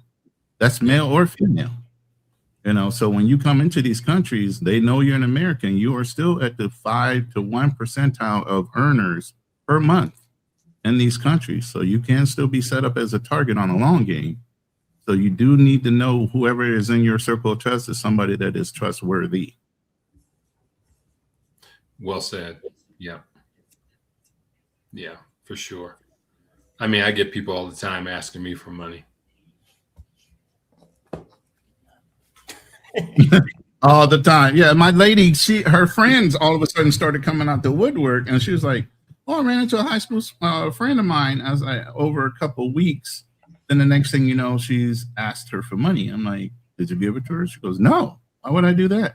I said, "Exactly." They realize you have an American boyfriend, and they see maybe the car or truck that you're riding in, and all of a sudden they start formulating, okay, she has money or expects money, so let me start hitting her up to see if I can bum a couple dollars. Right. With never the intention of paying back. Oh, no, of course not. Of course not. But, I mean, the interesting thing here, the reason why I like Colombia a lot is because unless I open my mouth, they think I'm from Brazil or they think I'm from the coast. They think I'm Colombian. The difference is when I open my mouth and I have a different accent. Exactly. Then they say, well, then they ask me if I'm from Brazil. I tell them I'm from Russia, and they just get a kick out of that.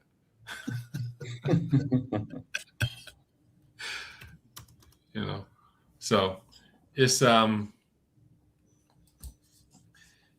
important thing I think is, like we said, there's really nowhere to hide 100% of the time if you're with World War III, but we have to do the things like a prepper would. If you're abroad, where are you going to go, right? Like the idea is, you want to be someplace high, right, so that you can see people coming. I like being here in Bogota because number one, we're at elevation, and number two, there's more mountains that we can go to, relatively quickly, that around where we are. And the higher up you go in altitude, I believe the safer you're going to be, because physically it's challenging to get there.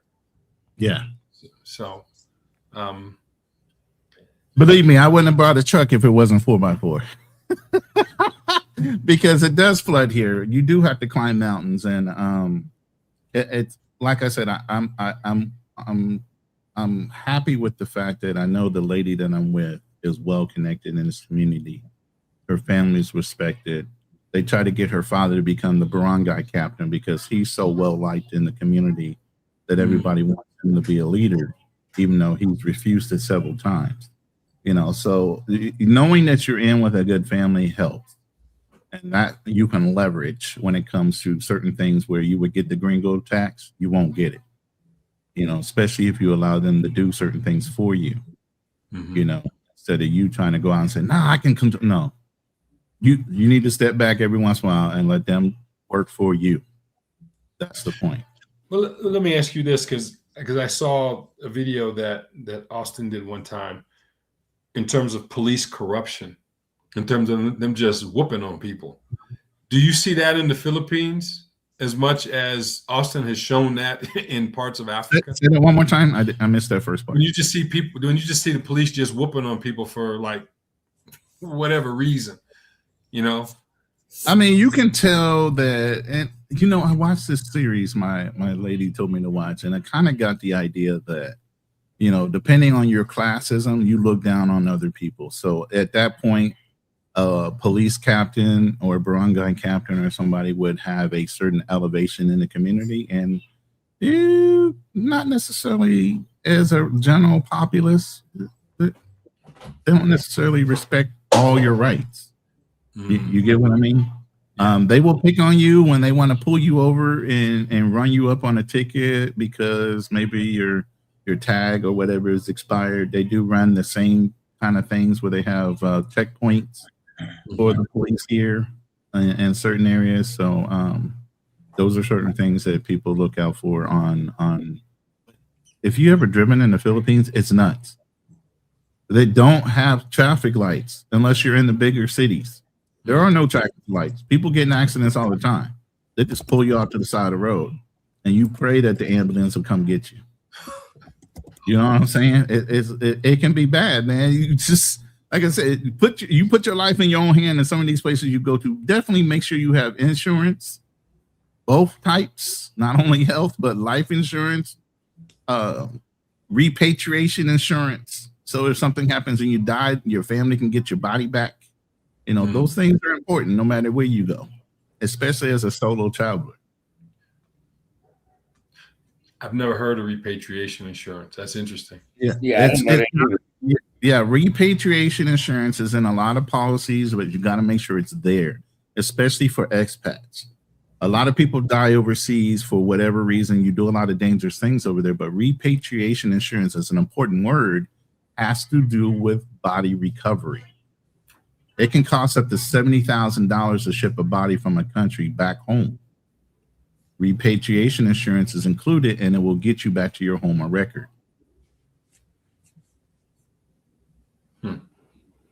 Yeah, Kings and Dreams says, salute to my younger bro, Austin. Big up my guys, Todd and Ronan. Thank you What's for the going on, $5 King? super chat. So- We're gonna wrap up probably in like 10 minutes. So Austin, did we answer your questions or help you with what your expectations were for this live? Yeah. I definitely appreciate you showing up. Yeah, I think we answered it like in the first 5 minutes. Like, I think when you first started talking, you answered. I was looking through the questions I had, and I was like, yeah, I think he already said everything. Yeah, I mean, I just want to tell you, man, that I respect so much what you do. Thank you.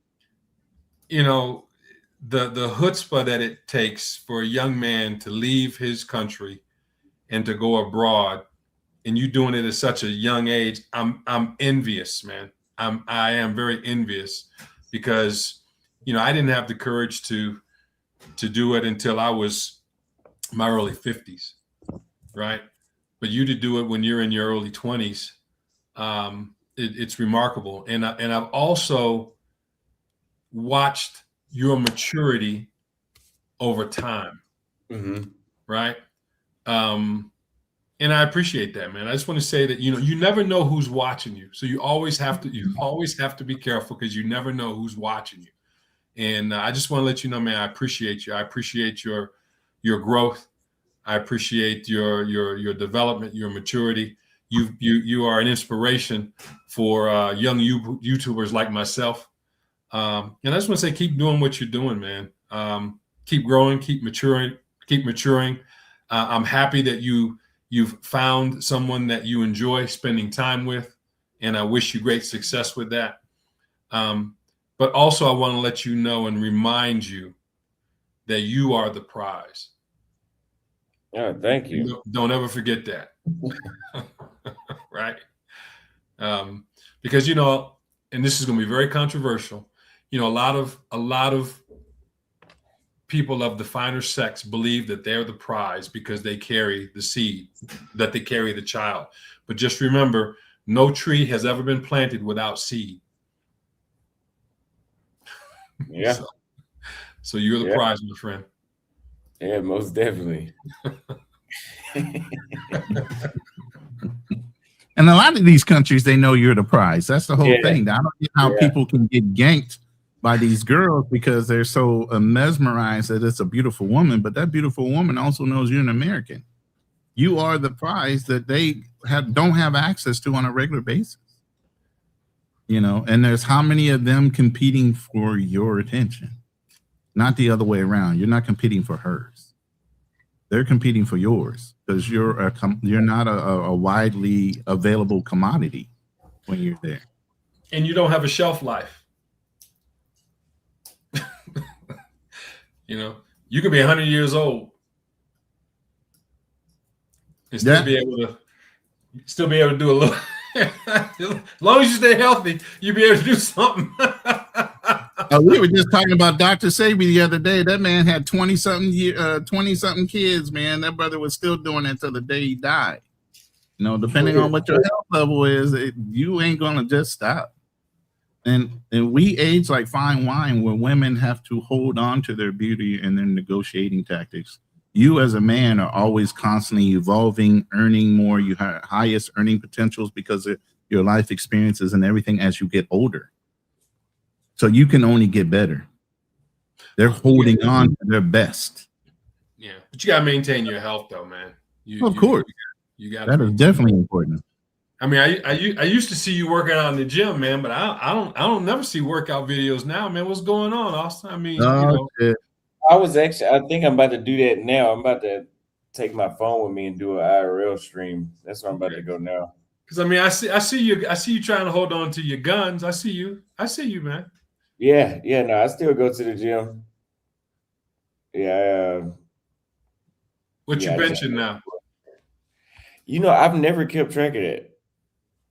Like I never have kept track of my bench, my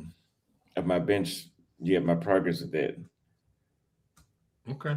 So with your workout, I know you do abs. I mean, that's one thing. No, I don't see you doing anything else, but I saw you doing what is it? You were hanging and doing the abdominals. I saw that one time. I think you were in South America. I don't remember where though, but I saw you doing that. Smart I fit. stopped doing abs. You stopped doing abs.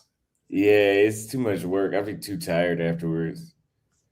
Yeah, I figured, man, as long as I have broad shoulders, I don't need abs. The rest of the body makes up for it. If you get wide shoulders and you for real, everything else, the abs is okay to miss out on. I got broad shoulders. It looks like I got a V taper. Yeah. But it just looks better when you do. Are you jumping rope? No, I hate cardio. I do Stairmaster. I jumped rope for like maybe a week one time, and I just can't. I'm not good at cardio. Well, I don't want to be good either. Like I don't try it. Well, when you come back to Colombia, meet me here in Bogota. I'm gonna take you up Maserati. What is that? Maserati it goes up to about 10,500 feet, and it's 1,500 steps. It winds up the mountain, and so I do that 3 to 4 times a week. Oh, okay. Yeah, I'd be down to try that for sure. Yeah, but I mean, but we'll go slow because the higher you get up, the air gets thinner. Mm-hmm. But then when we get to the top, we'll do like 200 push-ups, and then we'll ride back down. He said 200 and ride back down. He's saying we ain't walking back down after that one. Well, I walk, but I mean, if I'm gonna be, it's gonna be his first time, so I mean, we'll ride back down. I mean, I usually go up and then I walk back down. Yeah. You know? My knees are shot. I can't do none of that right now. You know, I have a torn meniscus on one knee. The other knee's been shot for a lot of years. So I've been around and around with the VA about surgeries. They're like, oh, we're going to give you 2 robo knees. You just let us know when you're ready. But hey man, I mean, I know a lot of people to get hip replacements and stuff like that. They're good. I heard the knees are really good, but I'm just not ready to go through that right now, that evolution. You know what I mean? Right. But no, I do a lot of core. I do a lot of kettlebell and core work. So, and then I walk. So how heavy are your kettlebells? 40. So you do farmer's carries with it? Either that or I'm doing more squats and core swings and different things like that. There's about so many different exercises you can do with a kettlebell. You getting back to your killing form, ain't you? Well, I get leaner. I had a lot of weight to drop, bro. I mean, I have been as high as 6'2" at 360 at my worst. Really? Know? My fighting weight when I was in the Marine Corps was 6'2" at 155 was when I was boxing and in martial arts. So, you know, my comfortable weight is about 215 to 230. Where are you at? But any leaner than that, I would look like I'm a cancer patient anymore. You know what I mean? I'm just too big. Where are you at now? Right now, I'm at 285. 285? Yeah. Austin, where are you at? I think 190. 190. How tall are you? 5'11". Man, you an NFL corner. I was at 6'2", 190 when I was boxing, but I noticed I was training for Golden Gloves right before I went in the Marine Corps. And coach, I was looking at the coach. I was like, Coach, these kids are 190? He goes, yeah. I said, how much were they weighing before? He goes, oh, well, they cut from 225. They were looking like monsters. I said, Coach, you got to tell me what's the weight class I need to be in to be that monster, right? He goes, if you can drop from 195 to 155 in box, you be that monster, especially at your height. At 6'2". Yeah, and I dropped the weight. But my recruiter misheard me. I said, look, I got Golden Gloves in March. I'll go in May. Wow. He ignored everything I said and put me in on my recruitment day of March. So I was in the best shape of my life when I went to Marine Corps boot camp. Wow. My DIs were looking like, what the fuck were you doing before you got here? Boxing, martial arts training. I'm a fighter. Always been a fighter. Wow. When I got here to Columbia, I was 5'10", 265. And now I'm 5'10", about 213. But at 63, I'm trying to get down to 180. I would like to get down to 180 because as I get older, I don't need to carry all that weight, So jumping rope helped me. Jumping rope saved my life. If you guys, Buddy Lee, if you guys look him up, Buddy Lee, jump ropes.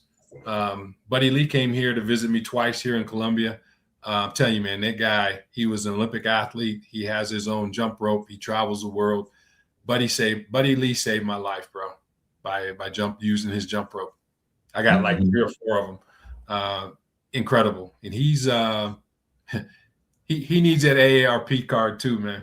But he's traveling the world, and he carried the torch, and I think what was the Atlantic Olympics were 96. That was the Atlanta. So he carried the torch then, but that jump rope is no joke. But Austin said he don't like cardio, so I can do it. I hate it though. So how do you eat though? I mean, I eat a lot of.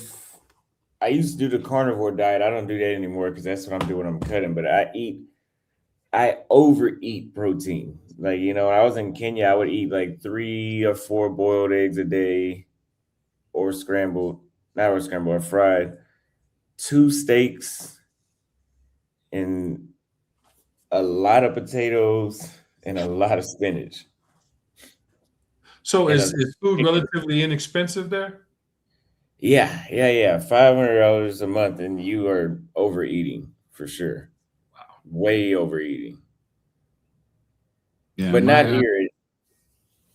Say again. I would rather cook here. Sorry, go ahead. No, I was saying I'd rather cook here because, as I told you, they're nasty here. They're very unsanitary. So I'd rather cook it here in Sri Lanka. There's a kitchen above my room. They have a kitchen on the top floor, and I can just hear the guy coughing. I just look in the kitchen. He's just coughing all over the food and sneezing. And I'm like, dude, like, why? Why are you doing it? And you want to go to India? When? Yeah, that's what I'm saying. That I'll be eating at the Hilton Hotel if I go to India. I need to have the best possible result that they're sanitary. That's what I do here. I go to the nice restaurants. I'm like, I know for a fact the people on the street ain't their fingernails all black while they cooking. Like, nah. Are you a germaphobe, man? I'm a germaphobe, but like they're just nasty. Like, well, it's not even because some people. When you realize how many times people touch their face and then try to touch your food and everything else, man, you're very conscious about that shit after a while. And especially if you see, like, this is just so people understand, I do know about fitness. I've never been a guy that allowed myself to get to a certain weight, but I did suffer from PTSD, and I allowed my body to get into a point where I've had to recover from it. But I was always a physically fit fighter. That's a big weapon. that was a souvenir from the Palaka Islands during the Gulf War.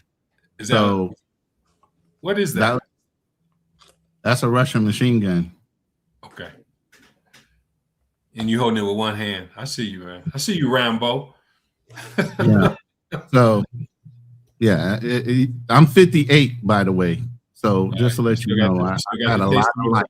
You still got the taste of a lot of wear and tear on my body. You know what I'm saying? So that's the reason why I'm with the VA now. I said you got this. You still got the taste of milk in your mouth. You're a young man. In that picture, I was 21, maybe. Where was the float? I shared another one. Oh, that was right there. We were the first ones in the Gulf War. We were doing missions way before the war started. We started off in Hong Kong. We were already in deployment. So the minute Saddam went into Kuwait, we started doing ship interdictions because we had special operations capable. We had Navy SEALs, we had Force Recon, all that on our ship. So we were operational the whole time. Yeah. It got so bad that they started calling us Raiders of the Lost Ark because our 5 ships were moving around so much they couldn't keep track of where we were. Yeah. We had so many missions on task. That's why I said before they even started the war, we had already captured, liberated, whatever you want. Saddam had basically landmined this island of his own troops in. They couldn't leave. We already blew up their boats. So we literally had to go de-landmine the area that we wanted to go into and pull these guys off of their own island. So those are some of the souvenirs we pulled off of these guys as we got them off that island. Interesting. But yeah, man, like I said, it's just a blessing, you guys. You don't understand, just to be alive at this age, to go through a lot of different things. And I'm sure everybody has their own nightmare stories, even as a young person. But each survival is another life lesson to understand you're here for a purpose. You know, until you achieve that purpose, there's no place or time or reason to when you're going to go.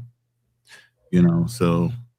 But that brings a different perspective as well. Yes, Panama, also Beirut. I went in right around the Panama Beirut situation. I went in 1987. That was in 1990. So I had already been in for 3 years. And so when hostilities started in this current theater, having had the experience that you've had, what was the first thing that went through your mind? Because one of the things that many people don't know, they hear about it, but they don't know what goes on before the actual news comes out. So what went through your mind when the actual news came out? Accuracy wise, they reported everything that's supposed to be happening, that was supposed to be happening. They reported. Other than that, they're pretty good at controlling what information gets out and what information does not.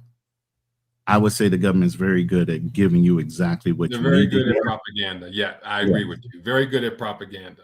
But even back then, and this is in the 90s, so you can imagine now, 2026. How much better they are at controlling the news. So I ask you again. From what you know and experience, I'm not asking you what happened. I'm asking you what did you think? I mean, I understand what you're saying from a propaganda perspective. I get that, but I'm asking you for a deeper revelation for myself and for people who are watching Austin's channel. I can say this, as far as my experience, I was relatively a very intelligent guy. My major was architecture. I dropped out of college because my high school sweetheart got pregnant and went into the military. Okay, so I thought I was a really intelligent guy. It wasn't nothing you won't get by me. I didn't realize I was literally brainwashed until I was in this situation here. Okay. Okay. I was not thinking about catching a bullet. I wasn't thinking about dying. I was thinking about going home. And whatever that took for me to do, I was going to do. So it's a mental switch where you don't think you know what you know until they put you in that situation. You ever hear every 10,000 hours that you doing something, you become a professional at it. They had us doing things so much that repetitiously that you would do things and you wouldn't even think about it, just out of reaction. That's how much they had us programmed by the time and it was a 2-week shipping thing from Hong Kong into the Gulf of Oman. And then doing all the ship interdictions before the war started, we were doing all these things. So all the while, we were learning how to do dust initiator bombs and household products in order to make bombs if we were going house to house in a city environment. They taught you literally everything, silent kill techniques, you know, where to stick the knife in order to get the greatest reaction as far as death. They taught you all this. So by the time you were in that area of the theater of ready to fight, you weren't thinking about anything. Mm-hmm. All you were thinking about, whatever the mission was, you were going to get it done. Were you worried about getting shot? No, you weren't. Even when the bullets started flying. And I think they kind of got that used. You get used to that because if you guys were ever in the military, when you go to rifle training and you go to shoot your rifle, half of you were in the butts area. The butts area is where you pull the targets. I think psychologically, you're also being programmed to get used to impacts because you hear that impact of that round going through the target and into the berm. Sometimes it hits the wood. Sometimes it hits the metal that's holding the target. So you kind of get used to hearing that impact of bullets flying over your head, literally just from that. Mm-hmm. So by the time you get in theater, it's kind of like you're kind of hearing the crack or the supersonic sound of a round going over your head. You're kind of used to it a little bit. I didn't realize all these things put together made me not that fearful, but really like zeroed in on what I'm supposed to be doing. And then through training, you just react. You don't think. So you don't start thinking until after you get back. That's why the PTSD hits you because they start programming. You're not sick until you're dead. You're not tired until you're dead. Rest when you're dead. You don't complain about when you're sick. You don't get to go to the doctor as often. You do whatever you need to do to overcome that pain and you keep pushing forward. Matter of fact, my unit's famous line of what that unit was is whatever it takes. That was my unit insignia, whatever it takes. So they trained you that way. It didn't matter what you had to do to achieve that mission, whatever it took, do it. And so, Ronan, I asked this particular question because, again, to kind of be in line with what, Austin wanted us to talk about. That type of mentality is something that I believe that most people need to somehow integrate. That you do whatever it takes in order to survive, knowing that no place is 100% safe. Exactly. It's only as safe as you make it. Yeah. And so when I tell you my response, because not being in the US and when I first heard it, I said, there's so much that's not being mentioned, right? Because in order to have this precision strike, it takes a certain type of mentality of individuals to execute it, right? When you're sending an airplane with ordnance that's 6,000 miles away and it's a 36-hour trip, that's a certain type of mindset, right? So, and I'm thankful that Austin had this show because a lot of people will have an opportunity to kind of rethink their positioning, because a lot of people, whatever side of the political aisle they're on, they're going to have different kinds of emotions. And if you have different kinds of emotions at this particular point, you're going to make poor decisions that are going to get you in a lot of trouble. So it's very important that you take the emotion out of it and that you have to do whatever's necessary in order for you to survive, whether it's to be liquid, have money available under your pillowcase or wherever, right? You got to have cash, right? If you don't have cash, you got to have gold and silver, right? Much like what you do as a prepper. And I'm sure that these are some of the things that you do. Certain countries don't allow you to have gold, right? Certain countries, the value of their currency is, it is what it is. So, Philippines is a heavily gold. By the way, the fact that you brought that up, Philippines is heavily golded. They have a lot of gold here, and they still mine for gold in the waters and everything else. So gold is a big thing here in the Philippines. A lot of them buy it because they know it can be used as an exchange value later. Yeah. So when you come to the Philippines, it's real gold that you're buying. It ain't no fake mixed up whatever. It's 100% gold. And I think personally, and this is just a Toddism, I think things are going to get worse before they get better. I don't know if they're going to get better. I think that it's just a new way of living now. I think that because no place is safe. I left right after Donald Trump got into office, and it was planned purposely for a reason. His second time in office, he don't have to worry about burning anybody's bridges. He can burn them all down because he ain't going to get reelected again. So he can do whatever the hell, however the hell he wants, as long as the economy, as far as the global dollar when it comes to U.S. standing against everybody else, I don't care. I just didn't want to be in the United States for the time that he was in office. So I planned it specifically to be out of the country, literally a couple months after he came into office.